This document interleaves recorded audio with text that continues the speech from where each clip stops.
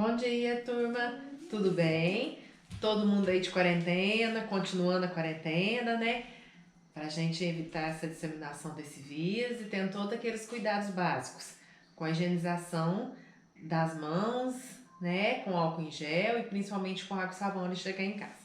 Turma, então, né, pra gente dar continuidade às nossas aulas online, nós vamos hoje falar do módulo 4 das dispersões e colóide. Essa aula ela está aí na página 285 da apostila de vocês, na frente 2, tá? Então vamos lá, né? Então, dispersões. O que é isso, dispersão? Então, em química, dispersão quer dizer a mistura de duas ou mais substâncias. Só que em dispersões propriamente dito, a gente vai falar de uma substância que vai ser distribuída em função da outra. Essa substância que vai ser disseminada em outro, nós chamamos ela de disperso ou substância dispersa. E a outra que vai distribuir, né, as dispersa, nós chamamos substância dispersante ou dispergente. Então aqui nós temos exemplos de dispersões, né, de misturas, né? Nós temos as misturas homogêneas, heterogêneas, vamos falar rapidinho sobre o que é cada dispersão. Então, a classificação das dispersões. Então, nós temos 3 tipos de dispersões. Nós temos as soluções, nós temos os colóides e nós temos as suspensões ou dispersão grosseira. Então, vamos ver quais são as características que diferenciam uma da outra. Na solução, as partículas dispersas, elas são invisíveis, tá? Então, a gente não, a olho nu, a microscópio, né? A gente não consegue observar quem são as partículas dispersas, quem são as partículas dispergentes, né? Dispersantes.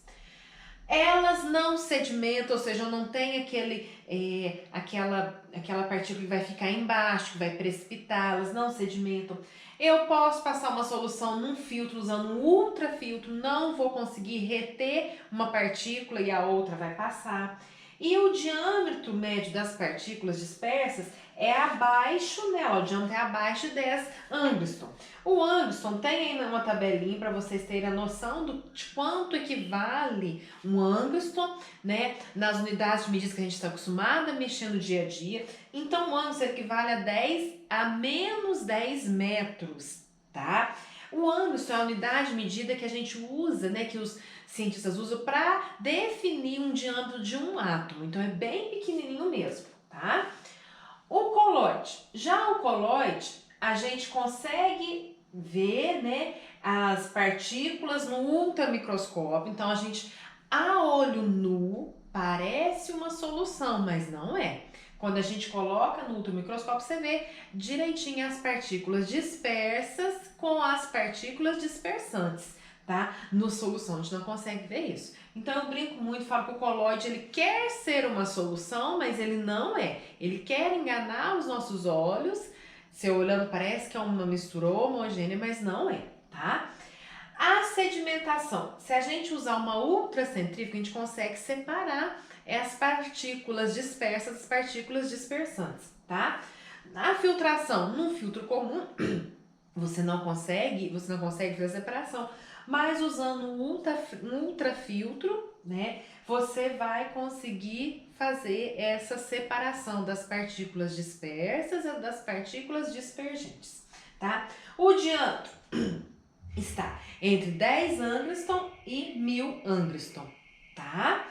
Já a suspensão ou dispersão grosseira, que está escrito na apostila de vocês, a gente consegue ver a maior parte delas a olho nu, você consegue ver as que tem partículas dissolvidas, né? Tem partículas disseminadas em outras partículas. A gente consegue ver as fases, são as misturas heterogêneas propriamente ditas, as misturas polifásicas. A gente consegue separar uma centrífuga comum, né? A gente vai fazer a decantação, o que é centrífuga, só para a gente lembrar do ano passado, né? Naqueles métodos de separação de misturas heterogêneas, a centrífuga ela separa, né, a parte mais densa da parte menos densa, então ela precisa de misturas heterogêneas que é usada. Um filtro comum a gente consegue reter as partículas e a outra vai passar pelo filtro, a gente consegue separar. E o diâmetro é bem maior do que 1000 angstrom, tá?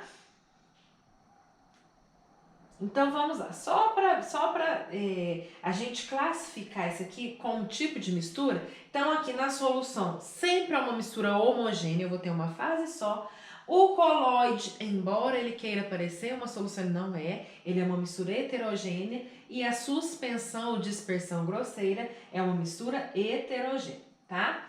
Então, os exemplos de dispersões. Então, na dispersão grosseira, eu tenho, né, pó de giz quando a gente coloca na água. Então, se dá para você ver direitinho o pó de giz suspenso, que a gente chama de suspensão na água, tá? E a água barrenta, ela também é uma dispersão grosseira. A água barrenta a gente verificou lá na estação de tratamento de água, tá?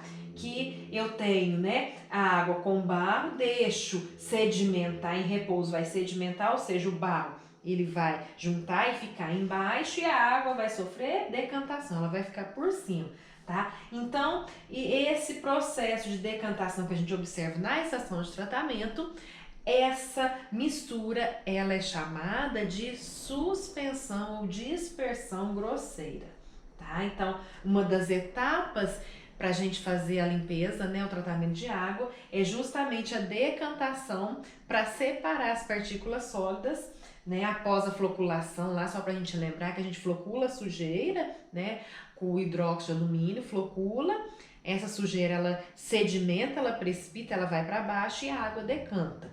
Então lá nós temos um exemplo de dispersão grosseira, tá? Os colóides, né? Então os exemplos de colóides, como eu falei para vocês, eles parecem uma solução, mas eles não são soluções, tá? Nós temos o aerosol ou aerossol, né, com 2 S, tá? Que é o aerosol? O aerossol é quando eu vou ter um sólido ou um líquido disperso no gás. Então o gás ele vai estar em maior quantidade, eu tenho partículas dispersas ali.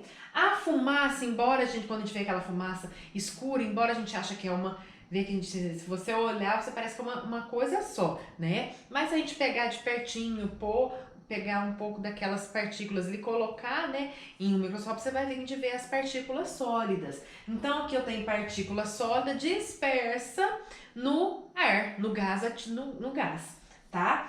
Outro exemplo de aerossol são as nuvens, tá? As nuvens, o que eu vou ter? Eu vou ter gotículas de águas dispersa no ar atmosférico. Tá? Então, quando disperge a substância dispersante, a que vai distribuir, é um gás, nós chamamos de aerossol. Aparece também muito nos cosméticos, naqueles desodorantes, em aerossol é isso. São gotículas de gás que vão estar dispersas, são gotículas de líquido que vai estar dispersa em um gás. Emulsão. Então, o que é emulsão? É a mistura de 2 líquidos, né? Ou de um líquido disperso em outro líquido, ou de um líquido disperso em um sólido. A emulsão mais conhecida que nós temos é a maionese. Então, o que acontece? Nessa emulsão, a gente tem que ficar atento para uma observação dos agentes que agem ali para fazer com que esses dois substâncias se misturem, porque a gente sabe, né, que tem determinados que não se misturam. A água com óleo não se mistura. No segundo mês, na apostila 2, nós vamos aprender que tipo de forças que existem